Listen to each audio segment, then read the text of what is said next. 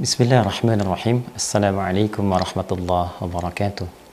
Alhamdulillah rabbil alamin. Wassalatu wassalamu ala rasulillahil karim. Nabiyyina wa sayyidina Muhammadin wa ala alihi wa sahbihi ajma'in wa ba'd. Saudara-saudariku dimanapun berada, semoga video ini menemui kita semua dalam keadaan sehat dan baik, serta mendapatkan bimbingan dari Allah Subhanahu wa Ta'ala untuk menata seluruh aktivitas kehidupan kita dengan mulia dan bernilai ibadah untuk bangga dan bahagia dibawa pulang menghadap Allah Subhanahu wa Ta'ala dalam yaumul hisab, insyaallah. Teman-teman, seperti diketahui bahwa polemik tentang nasab sampai saat ini belum juga berhenti, bahkan disayangkan melahirkan berbagai macam hal yang sangat tidak produktif, baik perdebatan yang tidak berujung, konflik di media sosial, diskusi yang tidak terarah.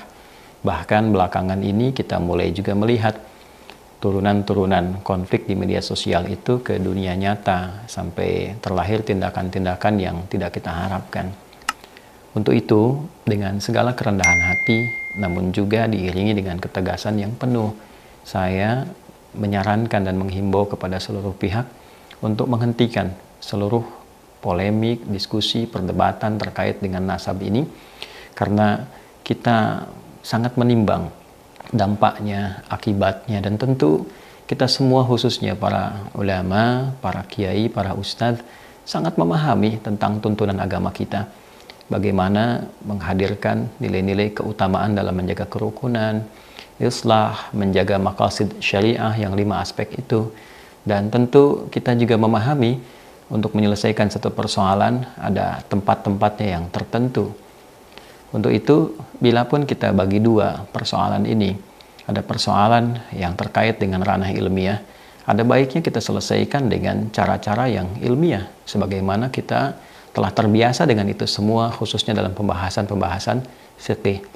Saya sarankan akan lebih baik bila di sini seperti MUI menjadi wadah, misalnya wadah yang baik untuk menguji berbagai macam masalah-masalah yang diajukan, khususnya terkait dengan polemik nasab ini. Silahkan diujikan di tempat yang baik. Tentu tidak bisa disebut sebuah pemikiran yang komprehensif, apakah itu namanya tesis atau yang lainnya, kalau belum diuji. Ya, untuk itu ada baiknya hal-hal yang dipersoalkan, baik itu pihak penyoal ataupun juga yang disoal, lalu duduk di situ sebagai penengah para ulama-ulama untuk menilai dengan standar-standar keilmuan yang memang pakemnya telah kita ketahui bersama, sistematikanya juga telah disusun oleh para ulama, telah kita ketahui. Tentu membahas ilmu nasab, ya kita turunkan dengan turunan sistematika ilmu nasabnya. Bila yang disoal nasab, tentu yang dibahas dengan pendekatan ilmu nasab. Bila disoal masalah yang lain, tentu pendekatannya dengan kodifikasi ilmu-ilmu yang telah ada dan dihadirkan oleh para ulama. Nah, saya kira dengan metodologi seperti itu secara ilmiah itu sangat mudah didudukkan, sangat bisa didiskusikan, sehingga tidak menjadi liar. Setiap orang bisa bikin acara, yang satu buat podcast, yang satu membuat tayangan tertentu, sehingga benturannya terasa sampai di akar masyarakat, saling berbalas komentar yang tidak menemukan titik temu, dan ini terasa sangat mengganggu. Bila memang yang disoal ini masalah perilaku, masalah etika, tentu kita harus pisahkan. Nasab hal tersendiri, penyimpangan dari perilaku adalah hal tersendiri. Tentu bila ada yang menyoal, ini menjadi catatan secara internal. Pihak yang tersoal dari kalangan-kalangan tertentu ada baiknya mendata dengan bukti-bukti yang ada, video-video atau laporan-laporan, menjadi satu perbaikan internal yang sangat disyukuri. Lantas kemudian dilakukan semacam perbaikan-perbaikan secara internal, memberi pengingat, ya, meluruskan berbagai hal yang disampaikan dengan bukti-bukti yang nyata bahwa itu adalah sebuah pelanggaran atau sebuah penyimpangan, dan ditampilkan narasi-narasi yang baik, ya, dari sisi internal itu, sehingga memberikan keteduhan. Jika penyimpangan itu merupakan tindakan penyimpangan hukum, ya kita memiliki skema hukum tertentu yang berlaku di Negara Kesatuan Republik Indonesia. Jadi saya kira kita pisahkan antara soalan dalam tanda petik ilmiah atau argumentasi tertentu Ya, sehingga bisa menjadi argumen, tidak menjadi sentimen. Ini problem utamanya. Kemudian yang kedua, masalah perilaku kita pisahkan. Jadi jangan karena persoalan perilakunya, lalu yang ingin dihancurkan misalnya nasabnya, na'udzubillah min dzalik. Ini kan persoalan. Ya, kalaupun ini menjadi satu bahan kajian, maka tempatkan di ranah ilmiah dengan cara yang benar. Yang kita khawatirkan adalah dua hal. Yang pertama, ini bagi masyarakat awam juga perlu diketahui. Dalam pandangan Islam, nasab ini persoalan yang sangat sensitif. Mau kita melakukan pendekatan dengan hadis riwayat Al-Bukhari dan Muslim yang tersambung pada sahabat Abu Dzar Al-Ghifari, saking sensitifnya Nabi memberikan pengingat. Jika nasab yang benar itu kemudian sengaja diputus, maka resikonya adalah kufur. Ma min rajulin idda'a, tidaklah seorang lelaki mengaku li ghairi abihi, kepada menasabkan sesuatu kepada yang bukan dari bapaknya, jalur nasabnya, fahuwa kufrun, maka dihukumi dengan kufur. Ya, jadi kalau ada seseorang yang dengan pandangan tertentu mencoba memutus nasab seseorang yang sudah valid, tercatat, terbukti, dan ternyata nasab itu benar, kemudian mencoba untuk diputus, maka resikonya kufur. Ini kan masalah. Nah, kemudian juga dalam hal yang sama, ketika ada seseorang menisbatkan yang bukan kepada nasabnya, maka falyatabawwa maq'adahu minan nar. Kalau seseorang mengaku-ngaku bagian dari nasab yang bukan nasabnya, maka tempatnya juga di neraka. Nah, oleh karena itu ini persoalan yang tidak mudah. Ya, jadi jangan ditarik ke ranah kalangan masyarakat awam. Selesaikan di ranah ilmiah, ada pengujinya, ada hakimnya, ada bukti-buktinya, ada sistematikanya, sehingga tidak nanti banyak orang terjebak pada satu masalah yang ini jadi problem kemudian hari saat kembali kepada Allah Subhanahu wa taala. Siapa yang akan bertanggung jawab kalau tiba-tiba ada orang mencaci maki nasab tertentu, kemudian tidak seperti kenyataannya, dan dia menghukumi terputus, lalu terkena kemudian dengan ancaman hadis ini. Yang bertanggung jawab siapa? Kan jadi masalah. Nah, jadi nasab itu sangat sensitif. Dinisbatkan kepada yang bukan dari turunannya masalah, mengaku-ngaku bermasalah, berbangga-bangga juga masalah. Ya, kita ketahui bersama dalam hadis riwayat Abdullah bin Abbas radhiyallahu taala anhuma, hadis riwayat Muslim, ketika seseorang menjelang sholat berbangga-bangga dengan nasabnya, dengan kakeknya.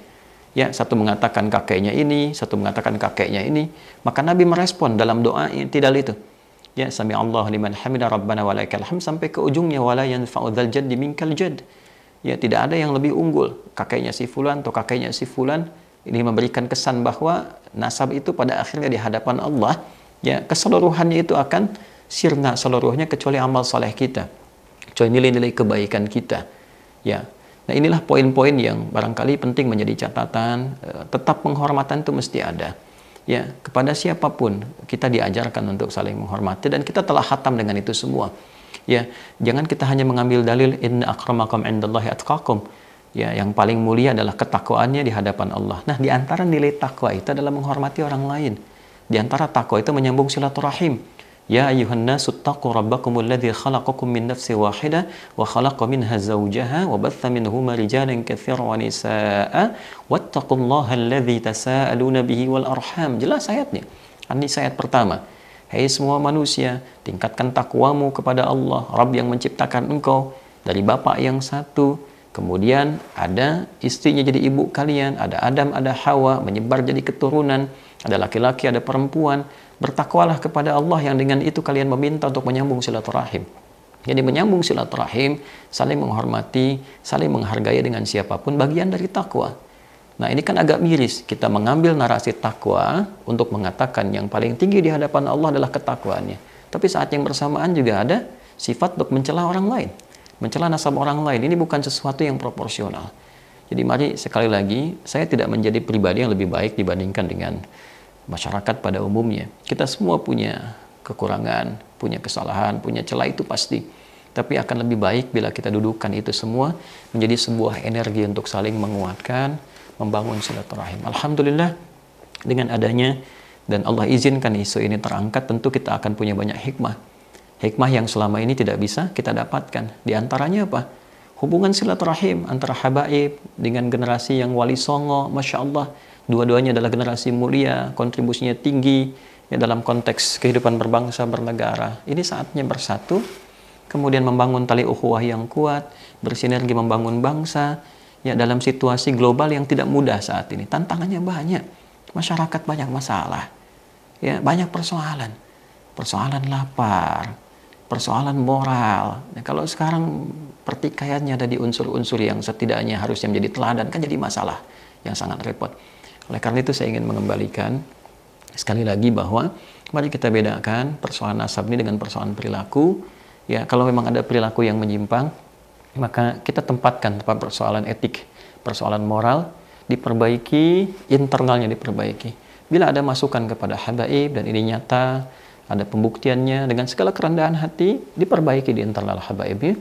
Bila memang ada penyimpangan terkait hukum, diproses seperti Nabi mengajarkannya. Bila memang yang umumnya juga berlaku yang tidak baik, diperbaiki, lalu kita sambungkan jadi islah untuk saling menyatu dalam kebaikan.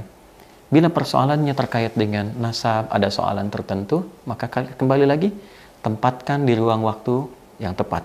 Di ruang yang tepat, di waktu yang tepat. Karena itu saya kira ini dengan segala hormat ya pada isu-isu kemasyarakatan ini, MUI ini tidak boleh menjadi satu figur tunggal pada personal-personal, harus jadi figur lembaga. Ya, saya kira sebagai satu lembaga ini kami memberikan dorongan yang kuat pada isu-isu yang dirasakan sudah meresahkan, ya berpotensi konflik di masyarakat. Ada baiknya untuk bisa memanggil itu, menempatkan, membuat sebuah tim khusus untuk menjadi penilai, ya, dan didudukan untuk bisa didiskusikan dengan cara yang baik, dengan sistematika yang benar. Ini sudah tidak produktif, ya, apalagi juga sudah mulai muncul komentar dari ulama-ulama dari luar, baik yang diinfokan, membawa komentar. Ini bukan hal yang baik dari sudut pandang manapun. Maafkan saya, tidak ada maksud apapun kecuali untuk menyayangi semuanya. Saya menyayangi seluruhnya. Wali Songo saya sayangi, habaib saya sayangi, para ustadz, para kiai semuanya. Bahkan bukan hanya orang Islam, non-Muslim pun, semua masyarakat Indonesia khususnya, dalam satu kesatuan negara tercinta. Sebentar lagi kita akan merasakan dan menikmati nikmat kemerdekaan. Mari kita isi nikmatnya dengan nikmat kerukunan. Nikmat sila ketiga, persatuan Indonesia. Semua bersatu, semua bersinergi membangun negeri, tepikan yang kurang baik, mulai berbenah menjadi lebih baik, dan semoga Allah mengampuni kita semua dan menyatukan dalam satu barisan di bawah panji umat Nabi Muhammad SAW yang kita rindukan dan kita cintai. Maafkan saya, semoga berkenan, adi hidayat. Astagfirullah wa natubu ilaik. Assalamualaikum warahmatullahi wabarakatuh.